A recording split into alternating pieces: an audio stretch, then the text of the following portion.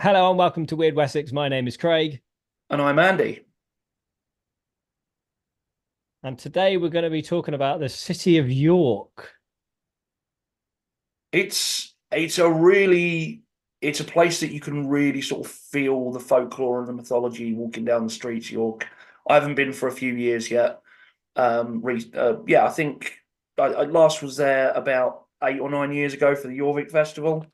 But just walking through the shambles, walking down the streets, it's yeah, it's a beautiful city, but it's also steeped in ghosts and folklore and mythology. My first trip there would have been when we went there for our honeymoon when we got married, Um, and Emma spent the whole week sick, but that's another story. Fair enough. Um, Yeah, oh, just to mention, we do actually, it's not just us today on the podcast. We do have a guest coming up later. we do. Later on, we're gonna have an interview with a guy called Dorian Deathly, and he's from a company called the Deathly Dark Tours of York, and they do ghost tours in Jorvik. And I've been out. You notice how I did that? That's a reenactorism there, is I switched to Jorvik instead of York, just subconsciously. I do it all the time. Um, Yeah. So yeah, I went out with them on I've been out a couple of times on their ghost walk, and actually past guest from the Christmas special, Jimmy, the Welsh Viking, he actually works for them as well, and he does their tours. So if you're ever in York and you join one of their tours, you may join Dorian, who we've got coming up, or Jimmy, who we had on before. Dorian Deathly. I wonder if that's his real name. Anyway, Yeah. um, Oh, we'll find out in the interview.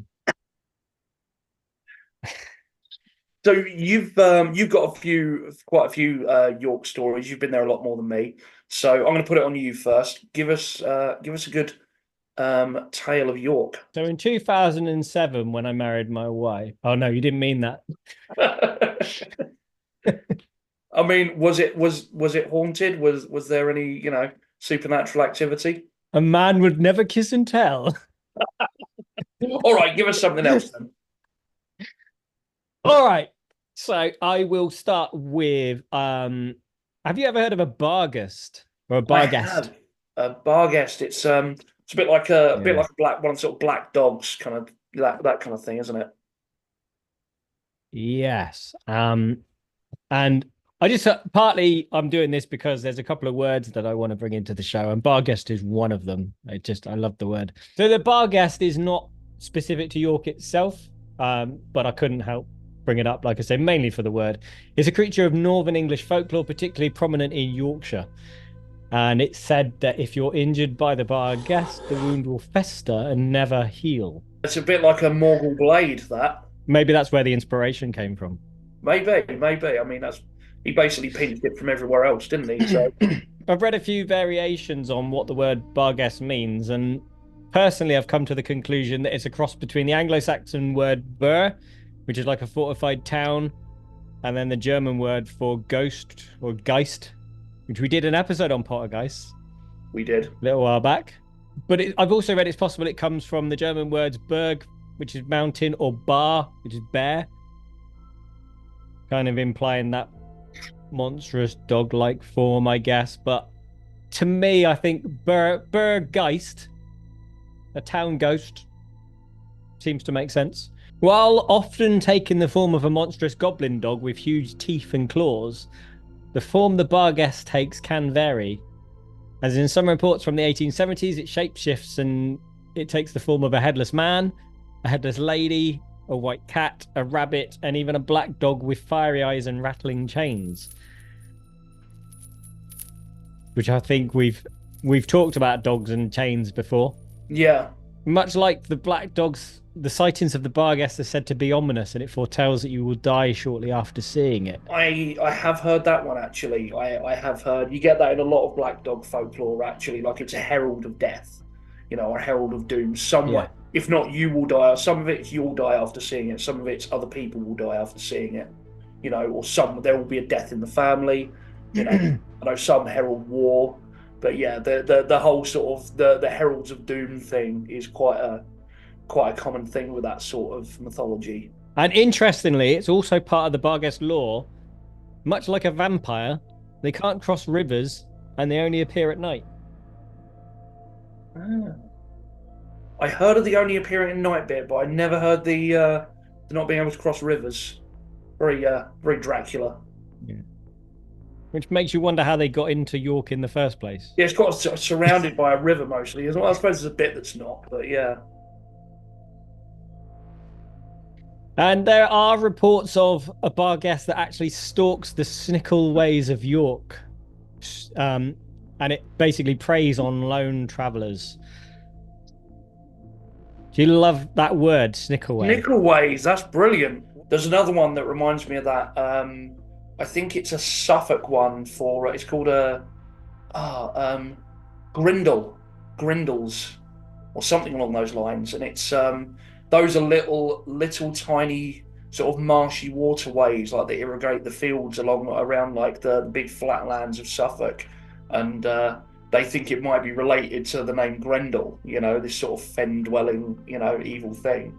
But I was going to say it sounds similar to that. Yeah, but Snickleways, I have heard that before. I said there was going to be more words that I liked. This whole bit was so I could talk about a Snickleway.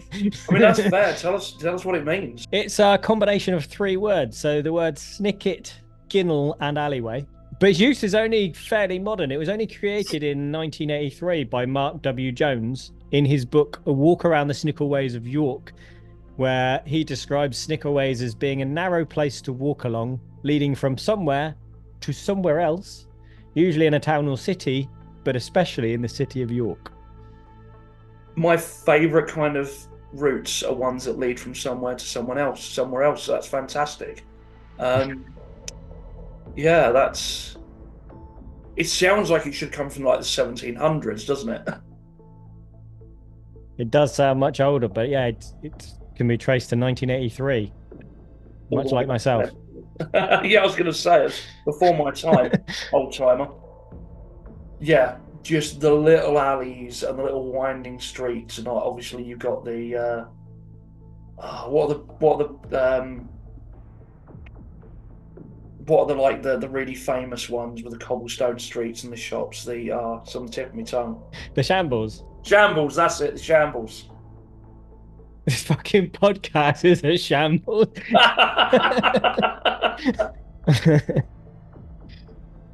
That was it, basically. That is all I wanted to say on the Barghast. I just wanted to get Barghast and Snickerways into the show. Yeah, that's it. You just wanted to talk about Snickerways. They're better than Snicklebacks. Oh dear. Well, I'm going to be covering old ground on mine, actually, because this is one that was mentioned, although in a little bit briefer sense, by Jimmy, the Welsh Viking, on our Christmas episode, actually. It's one of my favourite ghost stories. My dad told me it, and as I was sort of a history nerd, even as a kid, I always loved the idea of this one. It's the Roman ghosts of York.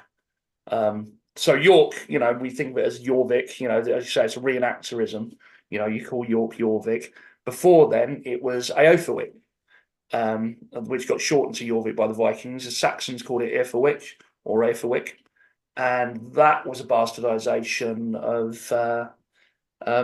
Eberacum, or I think that's how you pronounce it, Eberacum. Or I don't know. I can't help you. It's Ebogum. It's Eboracum. That was Ebogum, yeah. Ebogum. That was the Romans. The Romans turn up. What's this town? Sounds proper Norman. So yeah, it was a Roman town, quite a busy one, quite a big one,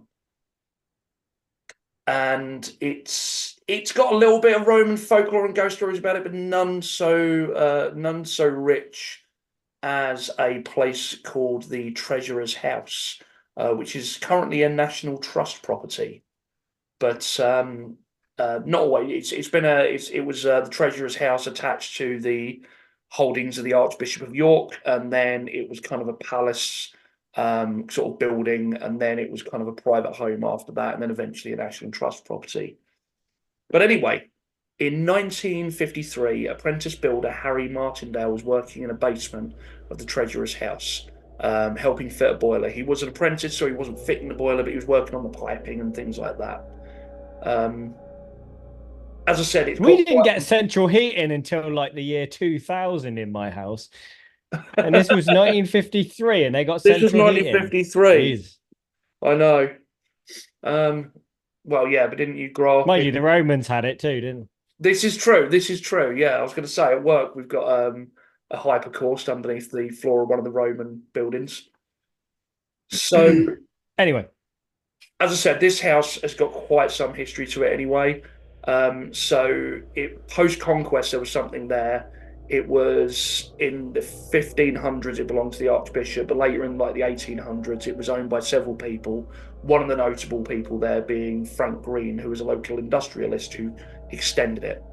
But and built the basement, I believe, that Harry was working in. So Harry was working halfway up a ladder and just sort of getting on in the day, and he was repairing some piping work when he heard a noise that he hadn't expected. Now he described it like a series of long trumpet blasts. He stopped his work, a bit confused, but he stayed on the ladder, thinking it was the pipes making a weird noise, or maybe something upstairs going on, some kind of function.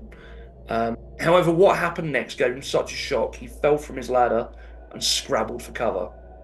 A figure had emerged from the wall. Now, this wasn't a ghostly apparition or some like spectral ghoul. No, this was a figure that looked as real as he did, as real as you or me. He described a soldier in a plumed helmet with a sort of plume coming down, carrying a round shield and a sword. Following it was a horse drawing a cart, and then after that came, I think it was described as around 20 more soldiers, all marching through the basement and straight in towards the opposite wall. Now, what astonished him further was that they were only visible down to their knees. After that, they were just sunk into the ground, just walking through the solid ground. Harry was so alarmed after falling from his ladder and scrabbling, he'd sort of started hyperventilating, he'd gone white, and he was just hiding behind these boxes watching. It shook him so badly that it was weeks before he actually returned to work. What he you didn't, missed a bit. did I? Yeah, he sits down and he has a cup of Oh, I've coffee. got that later on. Dynasty of Coffee's Roman blend. Uh, They're not paying you for this one. So this experience shook Harry so badly that it was weeks before he returned to work. What he didn't do, however, was tell anyone of his experience. Not really. He feared ridicule and accusations of drinking on the job. Don't know who'd do that. Um, in the late 1960s, excavations were done nearby and revealed a nearby headquarters of a garrison. And he came forward then and told his tale, describing in careful detail what he saw. The soldiers, he said, seemed not to notice him. They were all looking to be in their sort of late 30s to mid 40s. They looked rough. They wore green tunics, kilt-like trousers, he described, with leather and chain armor, if armor at all. Plumed helmets, round shields, spears, and daggers at their sides, or swords. Now, when the ground fell away a little bit in the basement, he said that he did see that their sandals seemed to be laced up. Like you could see the top of their sandals, and it sort of laced up their legs as well. Um, at this point, a lot of people rubbished Harry's account because it sort of made local and then national news. His account got rubbished by some academics. The details, they said, didn't fit Roman legions. It was the wrong colour tunic, it was the wrong description of their age, the equipment, the fact they had round shields instead of those rectangular ones, um, and then being unkempt, it just, yeah, didn't line up. However, some people spoke up in favour of him, and this was later proven that around the end of the Roman Empire, there was a civil defence force, probably made up of locals, old legionaries, or possibly auxiliaries that had stayed behind when the legions were called back to Rome during the fall of the Western Roman Empire. Um, and they would have been looking a little bit different, a little bit more like Harry's description. Um, as I say, you got some old legionaries that would have settled there, not gone home to Rome. They'd have been awarded land for their service, which is kind of what Rome did to keep sort of trained soldiers around just in case things happened in the provinces. And they'd have still had armor and weapons with them. As I said, much later, historians also revealed that toward the end of the occupation, a lot more of the regular troops got replaced with auxiliaries, and these auxiliaries would have come from all across the Roman Empire. And they would have had round shields and equipment a little bit more akin to what Harry had seen and described. It was near enough spot on to some of the late, I believe the word is foederati or foederati, which was the late Roman auxilia who replaced the legionaries. And yeah, his account pretty much lined up completely with what they'd have looked like. Interestingly enough, he added that when the ghostly procession had passed by, he took himself upstairs and sat down and had a drink and just tried to recover his wits. And apparently a warden at the house came along, looked at him and saw how pale he looked and just said a couple of words to Harry, a few words to Harry that would shake him even more. He said, "By the look of you, you've seen the Roman soldiers." It turns out that Harry is not the only person to have seen this sight. The National Trust report that in 1957, which is a few years after Harry saw this, but he hadn't told anyone yet, a housekeeper was down in the basement checking actually on the boiler that Harry had helped install. She reported that she heard the sound of hoofbeats and hid behind some boxes, maybe those same boxes, terrified as she watched soldiers and horses walk by with the sound of trumpets blaring. Her name was Joan, actually, and she told no one that she'd seen this at first. Just like Harry, she didn't want to be accused of making things up, of having a wild imagination or anything like that, or being on something. Now, she was living in the house at the time with a young ward of hers called Caroline, who she didn't want to frighten. It wasn't until many years later, when they'd both left and were reminiscing, when the daughter said, "But didn't that trumpet sound loud all the time from down the basement?" And Joan was astonished at this, that she'd never mentioned this to Caroline, or anything about the Roman soldiers or the sounds. So apparently Caroline had seen them too. And there are actually reports of this going back all the way to the 1800s. One of Frank Green, the guy that, sort of extended the place and lived there, the industrialist, he was having a party in the house. And one of his dinner guests, a lady, went downstairs to go and get some more wine, because that basement was used as a wine cellar, which I think he had built. And she came back up furious without the wine, and he asked her where it was, and she said, "One of your guests is dressed as a Roman soldier and he's barring my way. It's ridiculous." And, he insisted he didn't have anyone dressed as a Roman soldier down there, but she said someone dressed as a Roman soldier was standing in the way and would not let her pass. But yeah, so that story, or those connecting stories, I'd heard the original one about Harry. He died actually a few years back. And there is a quote, I think I've got it somewhere.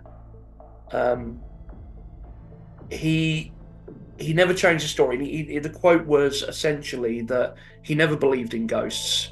He never saw any before that or after that, but he knew what he saw. Now, his story never changed once, no matter how many people interviewed him or asked him. He never accepted money for his story either. He was not in it for financial gain. And to his dying day, I think it was 2014, he may have died. He adamantly would not take any money for it, and maintained that is exactly what he saw. There are other stories there, but I might go into it a bit later. But as I said, that story always got me. The fact that I think it was how real they looked, to Harry, and other people that had seen them. The lady at Frank Green's party was insistent that, there was a Roman barring her way to the wine cellar, for example. Yeah. Time I wonder when they were last seen. From what I can gather, they haven't been seen. I believe the area's out of bounds now. You can't really get down there, and it's not in use. I'm sure we went down there when we got married. Really? Maybe I'm thinking of somewhere else. I have memories of going into a basement. I think lingering. It was like on a tour, and I remember lingering as they were like taking the tour back out. I was kind of hovering, thinking, "Come on, come on." So, from what I gather, and I could be wrong on this, but I think the basement is quite big, and there's bits of it you can't go in. The bit that he was in, you can't go in. That might have been actually where Maybe they've I done was digs. conned. I think they, pardon. Maybe I was conned. Maybe you were. I was Maybe you told I were. was in the right basement. I could For be a wrong. sec. I could be wrong. I didn't get all the notes on that like down. I just sort of mainly covered the story. But I've seen pictures of him down in this sort of subterranean bit where they've been digging up a floor that I assumed was the basement. Um, I know they did do a dig there because there are actually in that basement there are some Roman pillars as well. Hmm. So I don't know. Did you see Roman pillars while you were down there? Yeah. So you're going back to 2007. It was your I honeymoon, can't man. Don't remember. don't you're supposed to remember all of it, you know. I was busy. But yeah, I that story, as I said, it always got me because I even at a young age I like the idea that there might be a different explanation for ghosts than just ghosts, and the idea that like these whatever it was looked like people, and that's one of the only ones I've heard that sort of semi convinced me that they actually did definitely see something. You know, I can't say 100%, but the accuracy that he described Yeah. 18-year-old apprentice plumbers with no historical, you know, sort of interest or experience don't just reel off like to a T how Roman auxilia in like the 5th century and are going to look, you know? Well, like you said as well, the details change because what people thought of as a Roman soldier at the time was Yeah. not what he Yeah. You described think in red tunics, until later. Lorica segmenta, pilums and stuff like that, don't you? Or at the time, Yeah. sort of Ben Hur or whatever was about. But it kind of leans towards like more, I would say, stone tape theory because Yeah, they looked exactly. solid. They didn't look like ghosts. And they didn't acknowledge him. So he could see them, but they couldn't see him. Yeah. So that says to me there's something happening on a loop rather than a physical being there. But as we said before, why don't you see the dinosaurs? Because dinosaurs see dinosaur ghosts, humans see human ghosts. We covered this Fair enough. in the Barrows episode. We did. You're right. You're right. Um, it's foolish of me to question that. But yeah, I mean, as I say, there is more to that house as well. I'll go into a little bit later, but it goes beyond Romans in that house. I'd put it down to maybe being one of the most haunted places in York. I am intrigued because I don't know any other stories about that place. Okay, okay. But I do have a story coming up later. Little tease here. Oh yeah. And the building is pretty much on the same street. Oh, So maybe that area is fairly haunted. so what have you got Do next you want me to for do us? another one? I reckon you should. Okay. So I think I'll do Clifford's Tower next. There's another well-known story. I know there's some very sad background to that place, isn't there? So most of what I'm about to say is quite a dark story, but it does lead to some kind of paranormal stuff towards the end. Um, this is a fair trigger warning, I think. If Craig's going to talk about what I think he is, yeah. So you might want to skip forward if you're not up for some. Give it 5 minutes. Skip Yeah, forwards, I would say, if you're not into massacre. There's yeah. not too many gory details, but it's not a very pleasant It's story. a So, ethnically based massacre, isn't it? yeah, you got the one. Clifford's Tower stands today as the most prominent remnant of York Castle. Built by William the Conqueror to quell the rebellion, the site holds a complex and often brutal history, and one of its darkest chapters unfolded in 1190. Tensions between the Christian and Jewish communities in York were simmering, with rumours of King Richard I ordering a massacre of the Jews, coupled with existing debts owed to Jewish moneylenders. All of this had only fueled the animosity between the groups. Seeking refuge, the entire Jewish community of York, which was around 150 people, fled to the castle, likely sheltering within a wooden tower that stood on the very mound where Clifford's Tower now stands today. Trust between the Jewish community and the castle keeper disintegrated. Not really clear why, but it does. And when the keeper leaves to go about other business, they refuse to let him come back inside. So a mob of angry locals, joined by the troops, storm the castle. With escape impossible, a rabbi tragically urged the community to take their own lives rather than face the brutality of their attackers. Historical accounts describe fathers taking the lives of their families and then setting fire to the tower before taking their own lives. Those that didn't either succumbed to the fire or were murdered by the mob.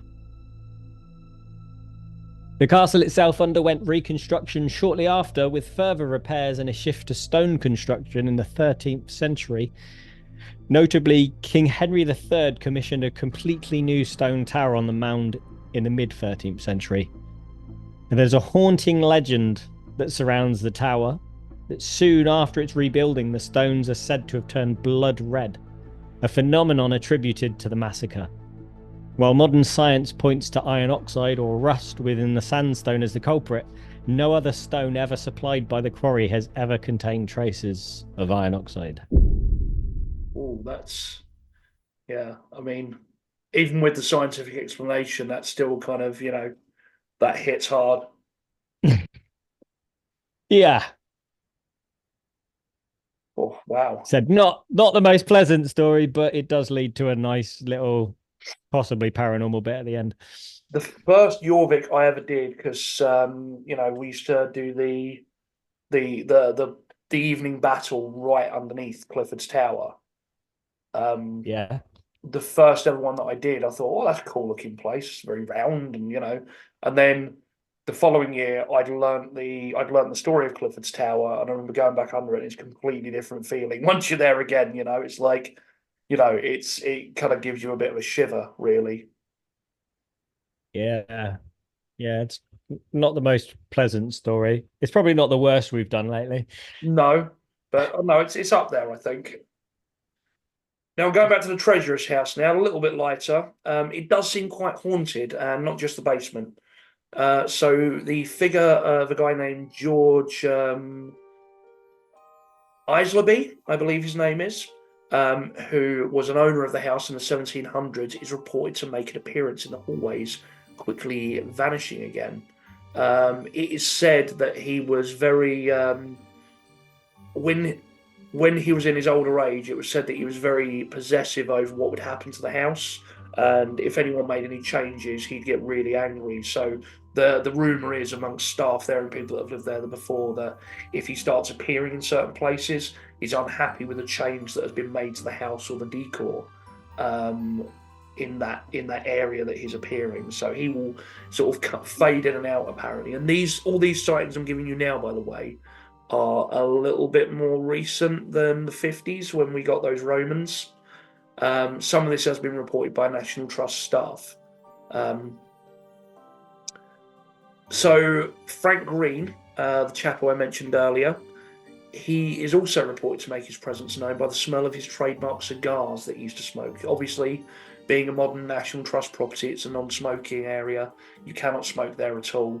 But people have repeatedly reported smelling cigar smoke popping up in the hall there and in some of the different rooms as well. And then it just goes. My neighbours have that. Really? Yeah.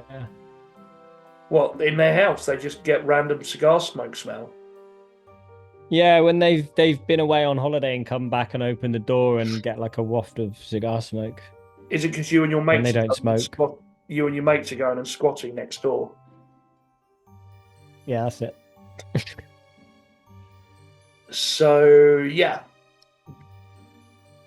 there's also a grey lady been seen walking around the rooms and misbehaving children. So these aren't ghosts, these children. These are children who visit the site and start playing up, climbing on things, tugging on the curtains, moving things around when they're not supposed to.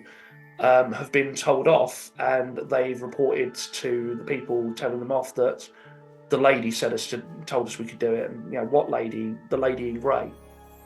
No ladies in grey walking around, but apart from the one that's been occasionally seen, but apparently children have a habit of seeing her, and she tells them to misbehave. She tells them to do, sort of cause mischief. And if the lady told you to jump off a cliff, um, other strange sightings have also included phantom dogs and cats roaming the hallways, to the point where people are asking, where's the dog? The dog was here earlier. It's like, what dog? Well, you had I think it's a terrier, actually, a terrier. And no, there wasn't. I've been here the whole time. There's been no terrier. We don't allow dogs in here. But yeah, people have sworn they've seen cats and dogs walking around repeatedly. That's something that still happens quite a lot, apparently. Also, another one, odd sounds emanating from various rooms, whether it's laughter and people walk in and there's no one there, whether it's the sound of things being moved around, which will feed into another one I'm about to talk about. But also, one that people have quite often seen is children playing marbles down the hallways and in the Great Hall as well, the big hall there, and then vanish. But these children are described as wearing old-fashioned clothing that's kind of described almost as Victorian school kind of clothing. Firstly, ghost kids, always creepy. There's something extra creepy about ghost kids. Secondly, what's creepier is they sounded like someone just tried to open the door to my studio. Oh no. And I'm down in the dark in the garden. Blink twice if you need to send an exorcist. I can't see the door from where I'm sat. Oh no, might be the wind. It's just the wind. That's a famous line in a horror film, isn't it? Just it's just the wind. Is it UPVC door? And it sounded like someone just with the handle. Ooh. You must have a sword down there. You'll be all right. I got a Dane axe. That'll do. Even Does better. that work on ghosts? I reckon so. Can't hurt. Well, hopefully it can. Anyway. How many times do you think people have seen these things in like properties and be like, ghosts, and they're actually reenactors? Just getting report. I saw someone wearing really old timey clothes just walking along. It's just a reenactor off to go smoke a ciggy around the corner where no one can see him. Another phenomenon that's consistently reported from the treasurer's house is the odd feeling in different rooms people get with cold breezes coming through when there's nothing open, no windows or doors. And they've also reported sort of uneasy feelings in certain rooms as well. And that's quite a common one you get with these sort of things. But things also vanishing from rooms, objects being moved. A popular one there, something that's happened several times, is they stack the chairs at the edge of the room and they'll come in the next morning and all the chairs will be pushed into the middle of the room. No explanation for it. Just, they've all been moved. So, yeah. The CCTV? I guess not in there. They never do it in front of CCTV, though, so you get it to stop. But, yeah, there is a lot of ghost lore there. As I said, I think it may be the most haunted building in York. There is actually a section on their website that talks about some of these stories as well. So I'd say it's well worth checking that out as well. And I think last I checked, because I spoke to someone that had worked with them, a lot of the staff there have ghost stories, or things that have happened that they can't explain. So that is something that's still ongoing, to my knowledge. Yeah, I haven't. The only story I know from that is the original story. I didn't know any of those other bits. So yeah, it seems to be quite rich with it, beyond just the Romans in the basement. If you owned that place, you would be just getting people to dress up like Romans and stand in the basement, right? Oh yeah, I'd milk it for every drop it's worth. I'd remind me of we once went to, I think it was Wookiee Hole. Yeah. The caves. And there was a guy that was stood dead still next to this black curtain that went across where we were walking. And I think Emma must have thought it was just a statue because he wasn't moving. And then suddenly he put his arm out to move the curtain and she absolutely shat herself. I did that much to his amusement. I did that in North Fort this weekend. I was at Noath Fort, and I was in the tunnels there. They're haunted tunnels. They're tunnels with the wailing walls, and it's pretty spooky. It's pretty. It's it's quite a pro. You've been down there, you know. There is a bit of a Our dog wouldn't go down there. wow.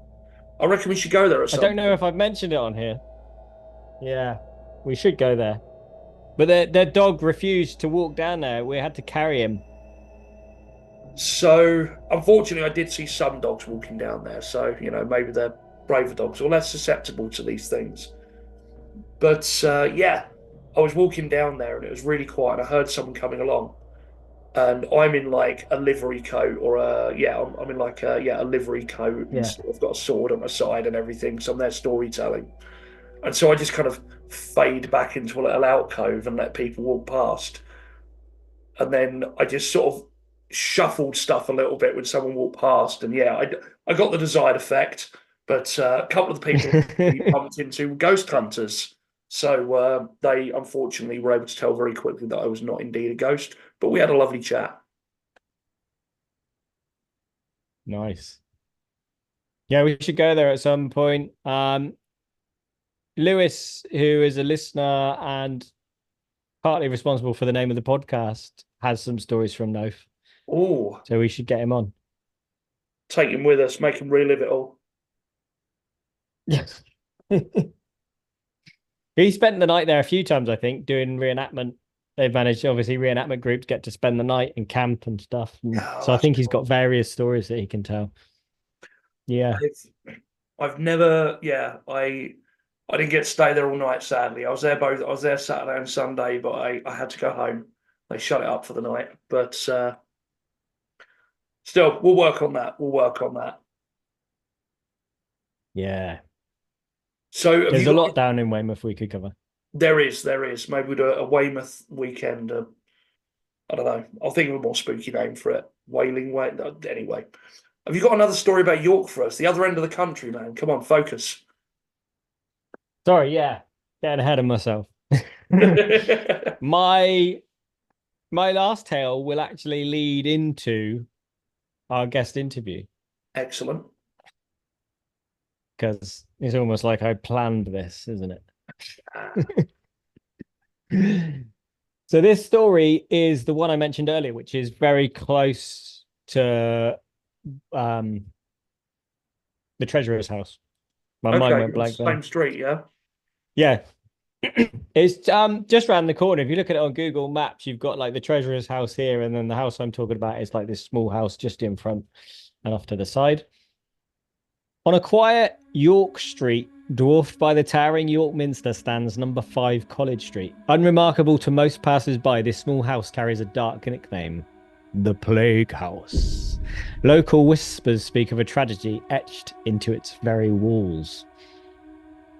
The Black Death, going back to death again, I've just realised. Sorry, guys. Trigger warning. Are you triggered by Black Death and plague? The Black Death, a monstrous wave of plague that swept across Europe in the Middle Ages, arrived in York in 1349, claiming an estimated 10,000 lives. Legend tells of a young girl who resided here with her parents. Gripped by a paralysing fear of the disease, confined to the house, they sent their daughter on errands, a desperate attempt to avoid contact with the infected. But one fateful night, the mother noticed bubonic swellings on her daughter, a horrifying sign of the plague's touch. Consumed by terror, they locked the girl within her room, marking the door with a stark red X and the plea, "Lord, have mercy upon us." Then, in a night shrouded in infamy, the parents fled York, abandoning their daughter to a horrifying fate. Stories claim that the young girl's cries of despair echoed through the streets. Her desperate attempts to escape through clawing and scratching at the window met only with fearful silence. Left alone and terrified, she succumbed to the plague's grasp. The plague house itself is said to be haunted by her restless spirit, and there are even whispers of poltergeist activity, claims that the church have consistently denied. Some claim to have witnessed a young girl's form at the window.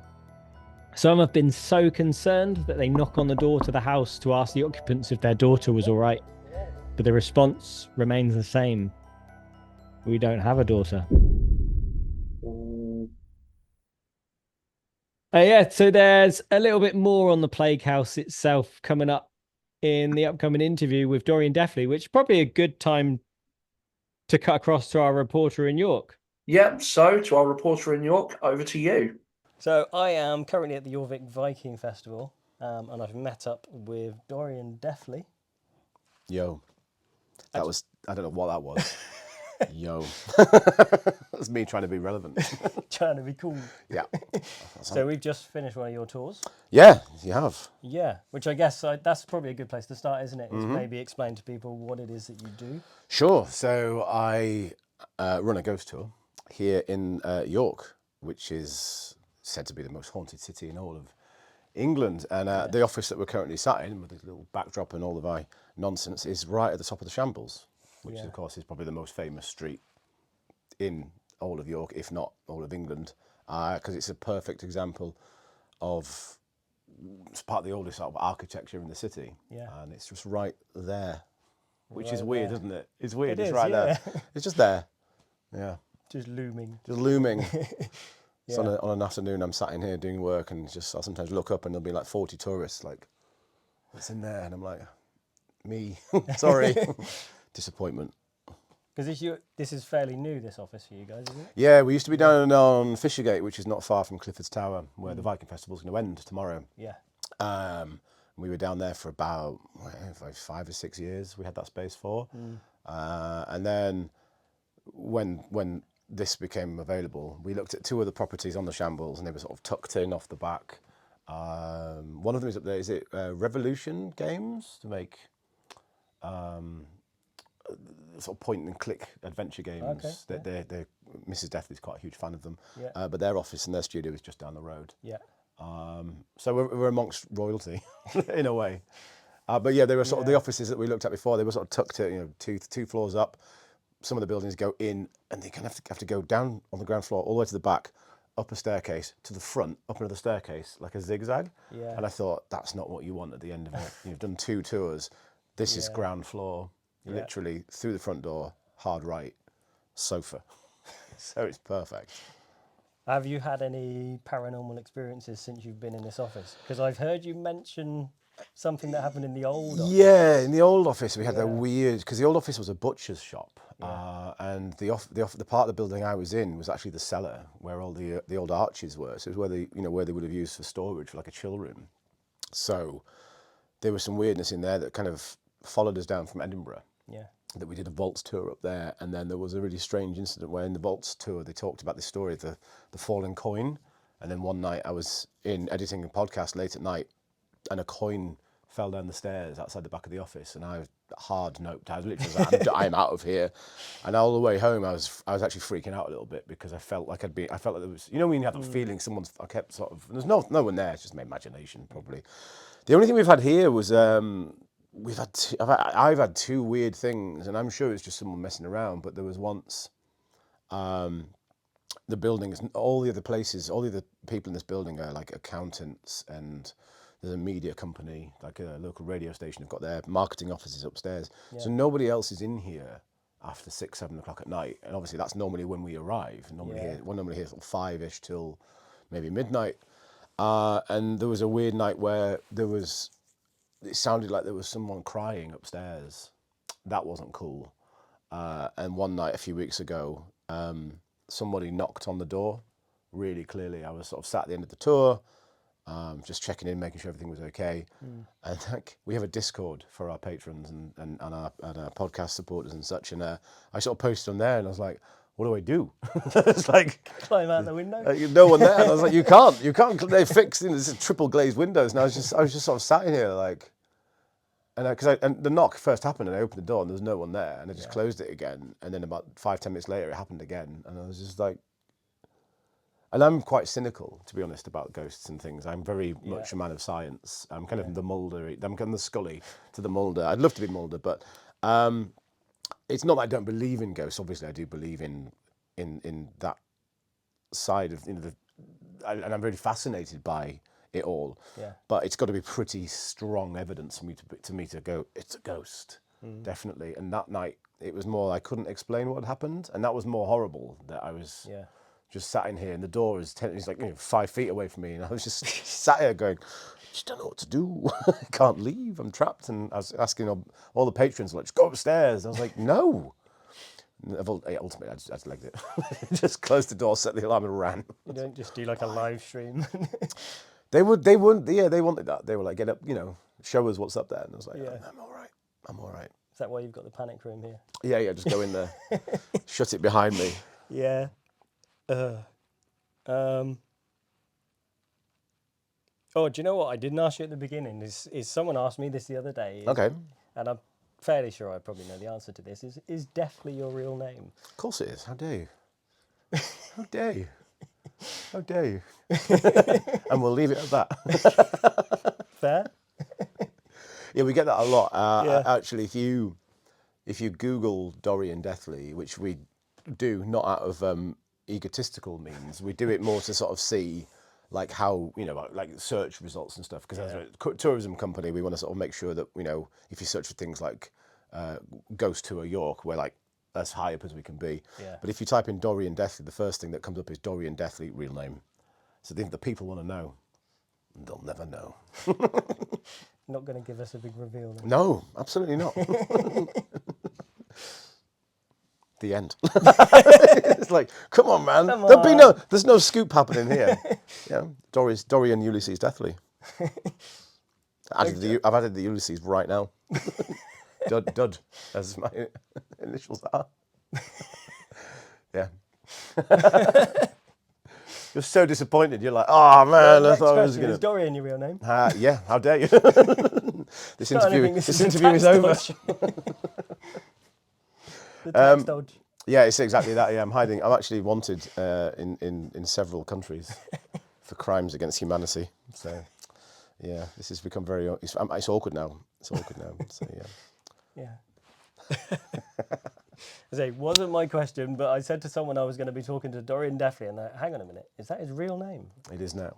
It is now. It is now. Well, in all honesty, I don't know where Dorian ends and I begin. So it's just easy now to go, yeah, it's me. It's constantly me.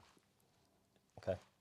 So we'll move back to ghosts and things. Sure. How long have you been in York? Have you always lived here? No, I moved to York in 2006, 2007. And this is a horrifying thing to say, it's nearly 20 years now. But I've moved around a lot. I grew up in Scarborough, which is a little coastal place not far from here. Yeah. And I've moved around. I've lived in Edinburgh for a few years. Lived in London, Cardiff, and then York happened kind of accidentally. Really, I went to university here to do a teaching degree, and that didn't happen. and I think it was 2012, 13, something like that, I started working as a tour guide. So I've been a tour guide now in York for 10 years. Yeah. Yeah. Always ghosts?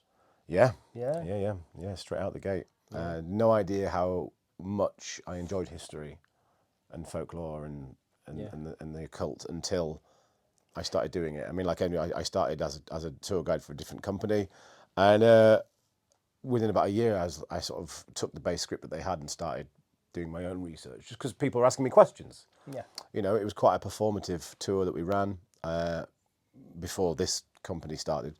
And I got to the point where people were going, hey, what's that? And I was like, I don't know. Yeah. And I hated that. So I was like, right, I'm going to fix this. So I started learning things. Yeah, so why ghosts? Well, I mean, the city kind of decided it for me, really. Yeah. It's not to say that it's always going to be ghosts. We have another tour that launches late this year, and David, one of our other tour guides, as you know him, maybe not David, but his other name. Yeah. Obviously, David is a big part of the Viking community. Yeah. So we're hoping that at some point he will launch a tour that's maybe more Viking themed.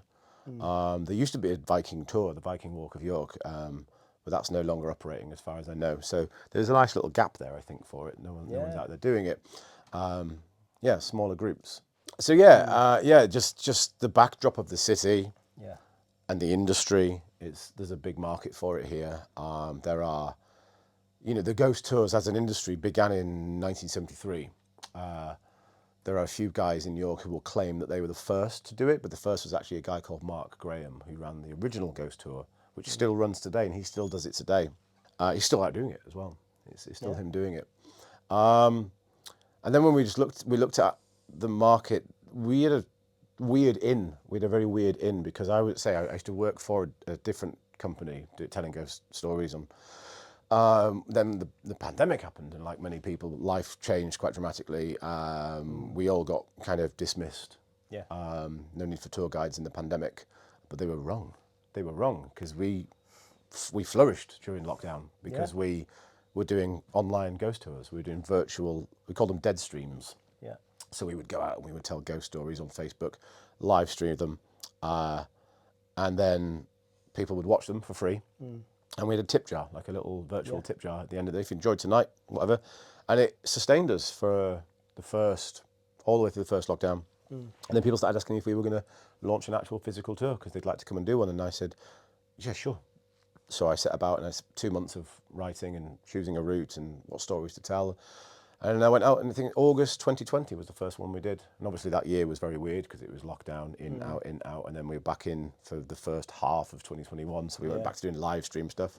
And then we opened in, I think it was June 2021. And we've pretty much ran every week since then. Yeah. Started off 2 shows a night, 2 shows a week. This week we've ran 16 tours this week. And they're all sold out, which is nuts. Yeah, it's crazy. Yeah. It's cool. It's very good. It's awesome, but it's insane. It's absolutely insane. Yeah. I mean, you mentioned your live stream stuff.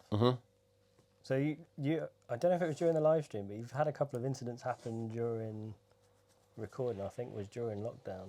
So you had the banging on a door. Oh yeah, that was round near the Minster, which is now it's a nursery. I think it's near the stonemasons yard, where we would have stopped tonight, and I would have stood up on the stairs, and we told the story of the plague house. Yeah, that's that door. Okay. We were on I was on a live stream, and the school was empty. The school, Minster School, and the nursery survived, but the school didn't. The school actually closed down because it was funded by tourism. And obviously there wasn't any in York for a while, so I think it's now the rectory. It's like a restaurant now, but there was nobody in the building was empty because of lockdowns and COVID, and we had like special permission to be out. And as we walked past the masons yard, I was just telling the story about one of the old grotesqueries in there, and suddenly from the door, the inside, there was like a heavy hammering, like boom, boom, boom, boom, boom, boom, boom. And everyone on the stream heard it. We all kind of stopped, and we sort of looked over to the door. The weirdest thing about that door is people genuinely misremember the colour of it. So we have a whole thing with our followers, and that some say the door's black, some say it's white, some say it's red, it is white, but some people say, no, it was red. Yeah. Like some say, no, it was black. I remember you going over, the door was black, and we're like, no, it's white. Always. If you'd asked me, I'd have said black. It's weird, isn't it? Yeah. It is weird. It's really weird. It's white. The door. Our memories are, doesn't it? Well, the door frame is white. The door itself is white. It's got the big posters on it and stuff. But people genuinely remember it as a different colour, and they're adamant. They're like, no. It was red about 25 years ago. That was the last time it was a colour. I obviously, when this happened, I went off and I found out. Yeah. And there are photos of it from the early to mid 90s when it is red. Yeah. But it's been white for as long as we've run the tours, if not a decade on top of that. But after the banging, did you just we just left. Yeah, it was funny. It was more like, in my mind, it was probably a member of staff or a cleaner or something. I mean, the thing is, a lot of people in York watch these live streams. So chances are there might have been like a guy who was just checking on the building who got, oh, that guy's live. And he's just watching and was like, oh, he's outside there. It was probably something like that.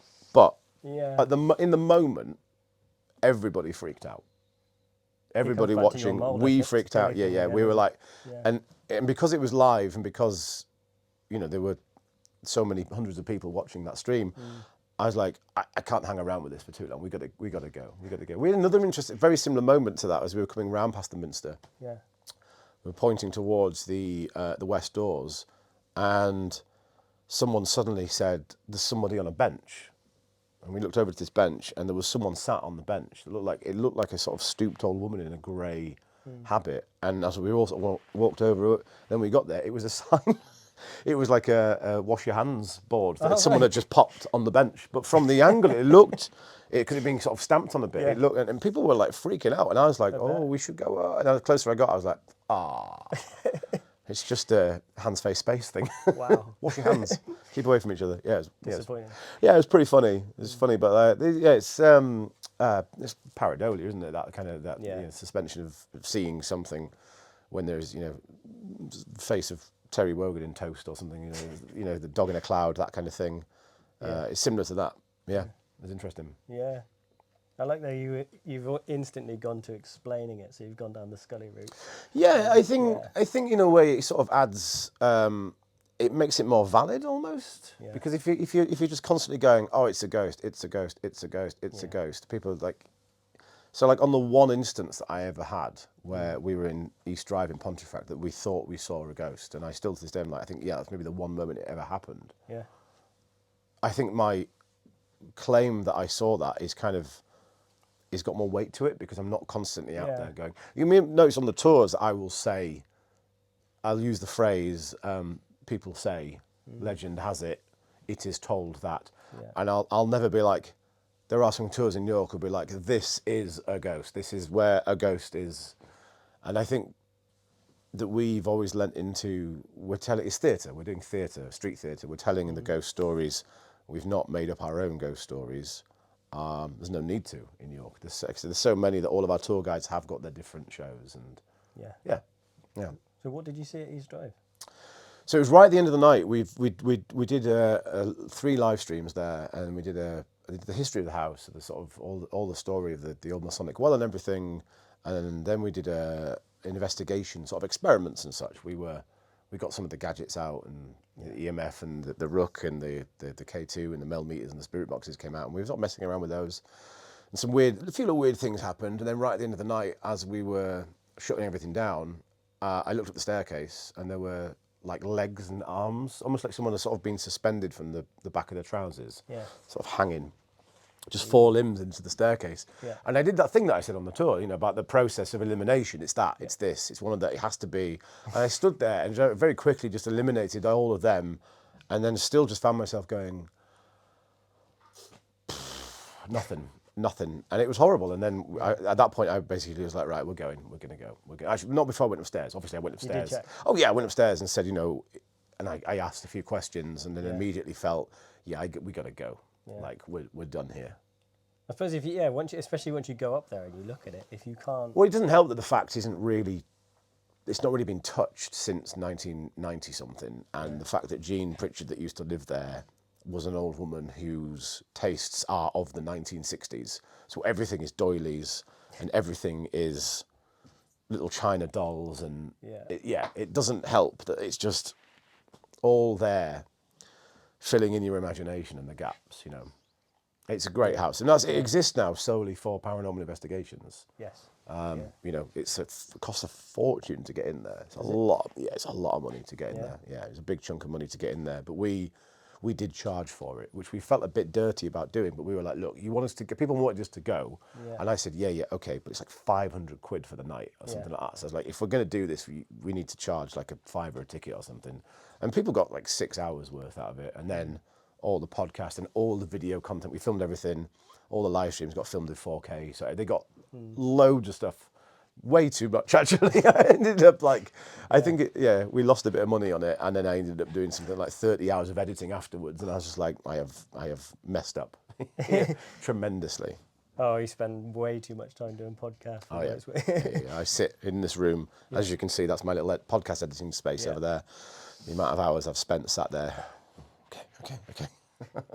Do you plan to do any more investigations like that?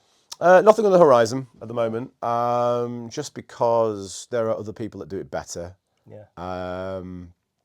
We've got a couple of things cooking with.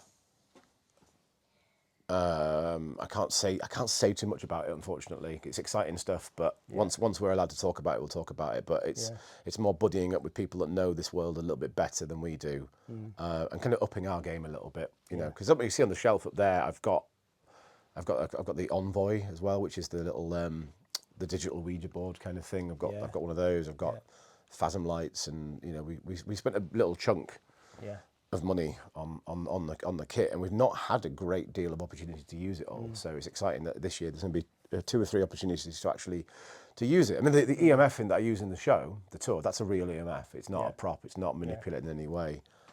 It's just sometimes. Does it always go off in the same spot? Can you not reveal? It does. It does. But why is the question? I would imagine there's some kind of electronic circuitry under the road. No. Sets No. off? No. The only thing I can think of is it something to do with the fence? Yeah. There's a low metal fence that runs along the thing, and I think with the bend that Uri Geller put into it. With his shin bone. I think because that fence runs all the way around the boundary, and it's quite a long metal fence, I imagine it's almost like an antenna. And I imagine that as like there's a few radio stations in the city centre that got broadcasting houses. I imagine that thing. I don't really know the science behind it. Maybe it just draws down at that point. Yeah. But I didn't know. I've been using, because I have a prop one. I have a prop EMF that I started using. But it felt too gimmicky, and I was like, "There's no authenticity to this." The kids enjoyed it. I use it in summertime when I'm doing. If I've got like a younger audience, I'll be like, "Yeah, okay, I'll bring a few little fun props out and stuff." But that one is an authentic one, and it just, the fact that we discovered it lights up like crazy at those spots means that I can give it to somebody and instruct them to take it over, and that's a great moment because you see them kind of go. When I do it, they go, yeah, he's just pressing a button. And then when I find the most cynical looking man on the tour, give it to him and say, it's over there. And they walk it over. And you hear them go, oh. And the whole audience goes, oh. And I'm like, yeah, interested, right? But it might not be the fence. Maybe the bar guest is just sat there, just chilling, just the ghost of the... Follows you around. It's just, maybe that's his spot, you know, just sits there, yeah, it's me, what about it? I once went to, have you heard of Woodchester Mansion down in Gloucestershire? Really, really old place. Basically, they never finished building it. And it's been used over the years during World War II. Soldiers camped there. And it's got a ton of ghost stories. And I spent the night there. Nothing happened. No. But you have all these people on the tour, and they're using all these different meters. And you have, I don't know what they're called, but you have the lights that flash when there's... Like REM pods. Yeah. And of course, every time it goes off, the group screams, which sets it off more. And you end up with like a little loop of... Yeah. There's a few groups around. There's half a dozen paranormal investigation groups in York, and some of them do things really authentically, and some of them just they literally run around waving around and screaming, and that's not my sort of thing. I'd rather hear the stories and the history of it all. And it's funny because it's like with our tour, it's like a real mixed bag. Sometimes you get people being like, there wasn't enough history, and then sometimes people say there was too much history. I wanted to see a ghost, and you're like. Okay, so we just do the best we can. We stand by the show that we have. It's a fun show.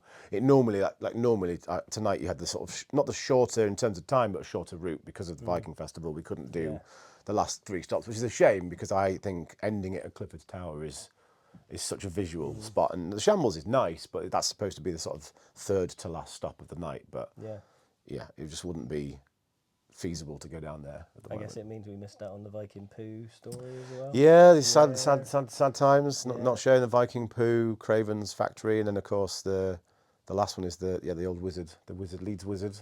Don't know if I know that one.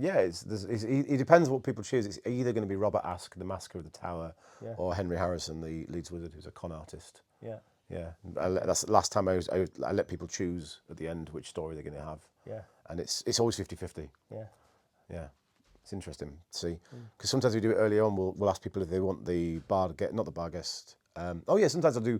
Do you want bar guest or Bartle? Yeah. Tonight I didn't do it because I knew I was doing a shorter route, so I didn't do the choices tonight. Yeah. It's about that. So having enough in your head that you don't have to do the same tour twice. Which I guess keeps it more interesting. It keeps me. Otherwise, I go. Especially if you're doing several a night. Yeah. I think over half term, I've maybe done 10 tours in the last week and a half, maybe done 10 shows. So if it was the same show every night, I think I would lose my mind. Yeah. It needs to be a little bit unpredictable. Not too unpredictable. People of York, calm down.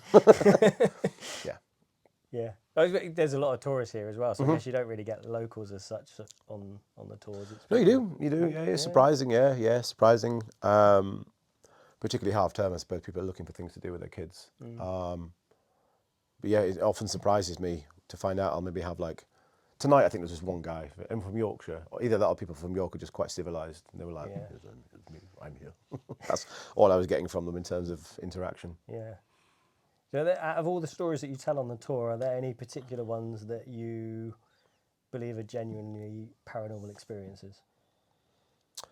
I really like the plague window, the number 5 College Street one, which evolved into the Poltergeist. I like to think that happened. Yeah. Some people say it was because the family were in financial trouble, and they made it all up to get out of the house. Yeah.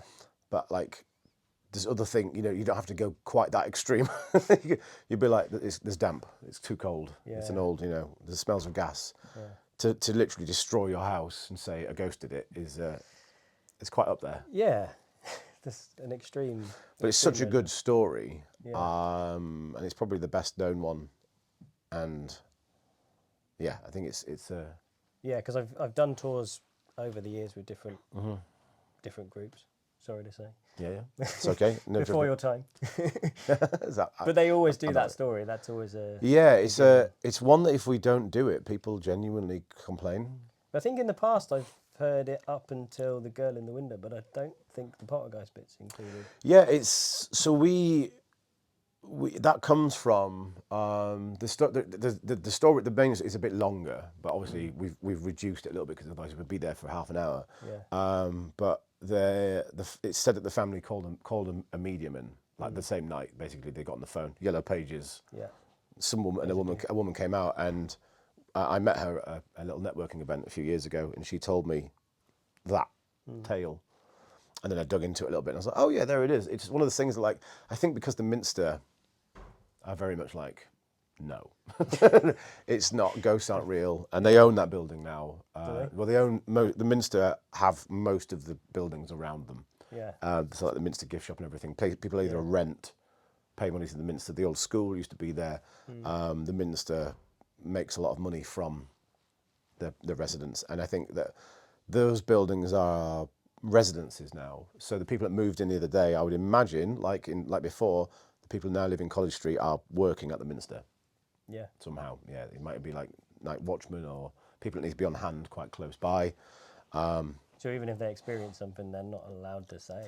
Yeah, almost, because we contacted the Minster about when it was the house was empty. We said, can we go in for a night? You know, we'll pay. Can we go in? And they were like, no, they were just not. They were like, is it about the history? And we were like, yeah. And they were like, and is it about the ghost? And we went, yeah. And they were like, no, we're out. And it was like, okay. And it wasn't that abrupt. They were very lovely about it. And it was Davith who went and talked to them, but they were very much like, no, you could just tell. You were like, and we just thought, okay, we won't press it any further than that. Yeah. Just respect what they believe. Yeah, that's interesting. It'd be worth chatting to someone, I think, from there to see what they think is going on, because there are so many ghost stories in that. Yeah, it's interesting. And you've got the college as well, because St William's College, which is next to 5 College Street, they have to go up and across, and they do it in darkness with the torches, because they don't want to turn all the power on and everything, because that space is currently is unused. Yeah. And a lot of the Minster police, there's a guy that we know who works there, and you can tell that he wants to. Right, so this thing happened, but he's like, yeah, but it's almost like he knows he's going to get in trouble.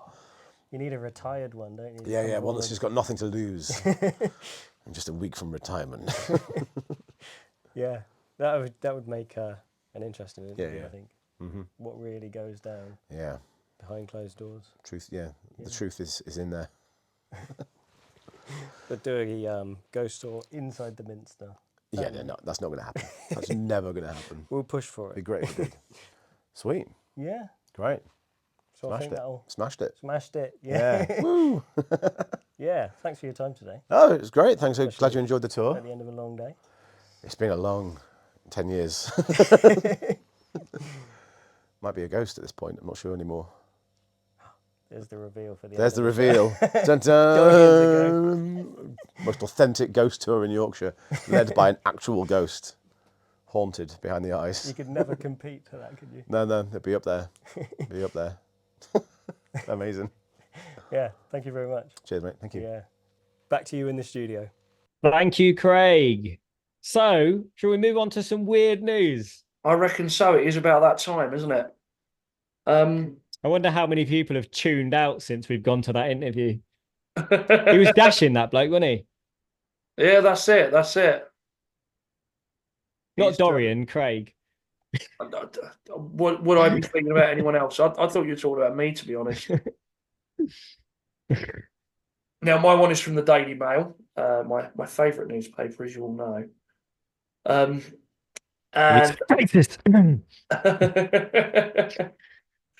the Daily Hail.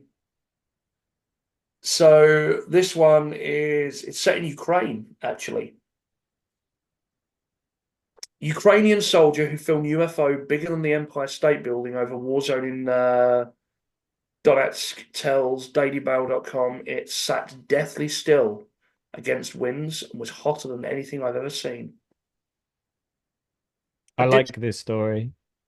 A disc-shaped object longer than the height of the Empire State Building emerged from the horizon of Ukraine's embattled Donetsk province last Friday.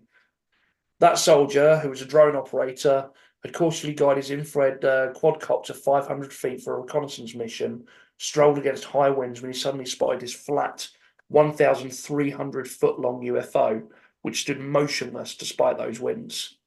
In an interview from the war zone, soldier, who was with the Ukrainian Army's 406th Battalion, said he and his fellow servicemen had never seen anything like this before. He goes on to say how he thought it was maybe something invented by the Russians, but then he understood, no, it might be a UFO. There is actually some footage on there. I do suggest you check it out. It's quite weird looking. He said that it was 36 to 54 degrees Fahrenheit hotter than any other object this drone pilot has ever tracked in a war zone, ruling out atmospheric phenomena, balloons, and enemy aircraft. Yeah, I'm looking at it. It's sort of like it looks kind of oblong. It might be a disc. It's kind of hard to see from side on. The guy's name's Vadim, and described how surprised they were when they saw it. It wasn't quite fear because he and his fellow soldiers had to learn to suppress those motions, they said, as part of their job. But yeah, and he just goes on to say how it was a few kilometers into his recon mission when he came across this sort of above the battlefield. He also describes him when seeing it swearing, holy shit, what the fuck is this? Why isn't it moving? Why can't he fire missiles at us? What do you mean? And yeah, by the sounds of it, they thought it was a Russian craft at first and wondered why they weren't attacking or what they were doing. So yeah, it's quite a. You get these a lot, actually. Like, you get a lot of reports of UFOs around war zones. And that could be experimental or unknown aircraft from the other side. Or maybe it is, you've got that story that came out recently of a, which I nearly did for Weird News, actually. So I don't know if I'm going to talk about it. You got bonus Weird News. There was a little bit extra came out recently about an old story of a nuclear missile test happening back in the 70s or 60s, I think it was. And there was reports that have been declassified recently of what was described as a UFO coming and buzzing past it, just like basically going close to it and flying off. And after that happened, apparently the missile failed and nothing happened. It didn't detonate or anything like that. And the high-ranking officer that came forward about this is adamant that it was deactivated by an alien spacecraft. There's a more recent one. Oh, there was one. There's one. I'm sure it's from the current conflict where they were saying that a UFO. I'm doing this from memory now, but hopefully I'm close enough. So a UFO hovered over a Russian nuclear base. Whilst it hovered, it triggered the nuclear weapons to start their countdown or whatever it is that they do, which apparently only a couple of people have the codes to actually do that. Yeah. So they're not sure how that happened. And they were like, fuck, this is going to cause World War III if this goes off. And then the craft just disappeared in the blink of an eye, and everything reset and went back to normal. Wow. So this is on Popular Mechanics. I'm just going to read this little bit of bonus weird news. This was from February. The Pentagon is investigating UFOs that possibly turned off warheads. They encountered the objects near military bases. Essentially gathering information about the encounter with an orange flying disc that switched off 10 warheads at the Malmstrom Air Force Base in Montana in 1967. A former officer, Dr. Robert Jacobs, supposedly told AARO that he made a film for the Air Force that captured images of a UFO shooting a test missile out of the sky.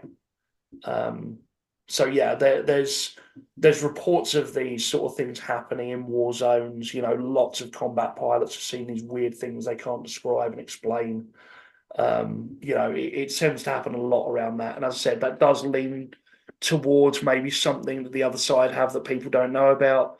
But I don't know. It's also quite a nice thought that maybe aliens are stopping us all from killing each other. There's also that misinformation thing, isn't there, where both sides will put information out there that's fake because it makes the other side go, wait, what have they got? Exactly, just scare people. It was like the Star Wars program in the 80s. Thatcher and Reagan convinced the Soviets that they were on the cusp of having lasers in space that could fry missiles. And while the technology was being developed, we were still a long way off. But the Russians were convinced we weren't. And But obviously, we got there now. Yeah, that's it. That's my weird news. Do love a UFO one. That's good. I like that one. What you got for us? I actually found this just before we started recording, so I've not proofread this. So we're just going to go for it. It's singular14.com. Not had that one before. As I say, I found it just before we were going to record. So it was, and I was like, oh, I've got to do this one because it's a nice local story and it ties into one of my past weird newses. Excellent. So the headline is the body of anomalous big cat reportedly photographed on an English roadside. Ooh. We had a sighting with a video not too long ago. And now we've got the body of what some believe to be an anomalous big cat was photographed last week by Wrexham woman Courtney Roberts, 21, while driving on the A483 near Chester, reports a Nottinghamshire Live. Roberts said she shared the image on a Facebook group for lost pets where she said it was seen by big cat researchers who told her that they thought it could be the body of a mountain lion, something like a cougar or a puma. I think I actually said when we were talking about that on the last weird news that had big cats that where are the bodies? Yeah, I think that was exactly what I said was what I've always said, we'd find bodies when they die. So okay, that's interesting. I only read the beginning of this, so I don't know where this goes or if someone's now got the body in a lab or what, but let's see where it goes. It turns out it was HOR was strapped together. So the next bit is a quote. It says, "You see so many strange looking animals on the side of the road over here. I had to put my phone on record and point it down to the road. Unfortunately, it isn't as clear as I'd like it to be. Looking at the picture, it does look a bit like a bobcat." Robert said, "My partner was just looking and he saw a Scottish wildcat on Google and I think it's like one of them." But she says, in person, you can see a spotted pattern on its coat. Given the interest displayed in her photo, Roberts and her partner resolved to return to the scene and investigate further. But when they arrived only an hour later, they found that the body was gone. Dun, dun, dun. Says, "I've just gone to the bypass with my partner and pulled over and we stopped exactly where I saw the animal and now there is no animal there. So I think someone has seen my post and gone to take it," she said. "I've literally gone up and down again in my car with my full beams on, but I can't see any animal there now. So I don't know what's happened in the past hour, but I think someone's seen my post and they've taken the animal." Interesting. Canadian adventurer wildlife photojournalist Jason Kenzie said he thought that the animal could be a juvenile cougar. He said it looks feline, but I believe it's too large to be a Scottish wildcat. He said it could be a bobcat or a lynx, but really this has the markings of a young cougar. And then Tim Whittard, the producer of the documentary Panthera Britannia Declassified. I think I quoted them last time, right? Yeah, you did. He claims to have proven the existence of big cats in the UK using DNA evidence. He said, this wouldn't be the first time the body of a big cat has been seen roadkilled in Britain. This is the 4th report I'm aware of in less than 3 months, and there are several high-profile cases of similar incidents. Whittard agreed with Kenzie, adding, honestly, as daft as it might sound, I really do think you'd be far less likely to see a Scottish wildcat in this location than a puma. Yeah, that's... Just seeing. It goes on to talk about how sightings are becoming more common, including a man who said he found a half-eaten deer carcass after spotting a big cat while walking with his family to Fernworthy Reservoir at Dartmoor in Devon. A witness recorded a video of a dark-coloured animal crossing a field in the Tyndale district of Northumberland. A mysterious black animal appeared in the background of Good Morning Britain. One witness claimed their dog had been attacked by a large cat while they were out walking in Birstall. A woman in Cumbria who shared a series of photos featuring an animal that many believe to be a puma. The image of a large wildcat with big claws shared by a man in Cambridge, and 2 reports of large anomalous black cats that came out of northwest Leicestershire. So there's loads of them coming in now. Yeah. Well, watch your space, Just I seeing if guess. there's anything worth mentioning. Yeah. Just goes on to talk about skeptics versus believers.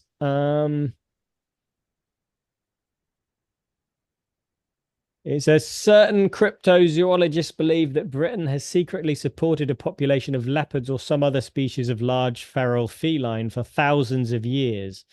An idea that is supported by folklore stretching back to the beginning of recorded history. I don't know if I believe that one. Sounds weird to me.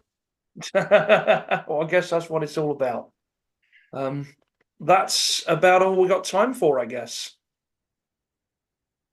Yes, so don't forget to send us your weird stories. You can email us, wyrdwessex@pm.me, or you can contact us through our Facebooks or Instagram. Oh, we are on TikTok at the moment, but it's probably a risky place to contact us because they keep trying to ban us for having rude video content. That's Andy's stripping again. I'm not sure what's happening. Oh, that's the only t-shirt in the world. Do you know that? Ta-da! That's it. He saved that for a big reveal at the end.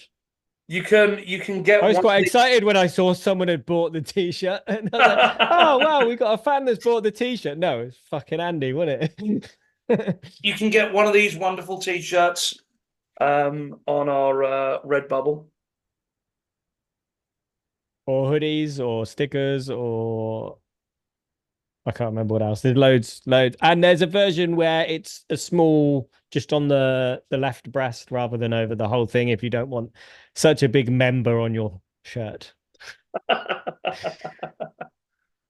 Or you can wear it proudly. Thanks for tuning in, and we will see you again soon. So from us, stay weird.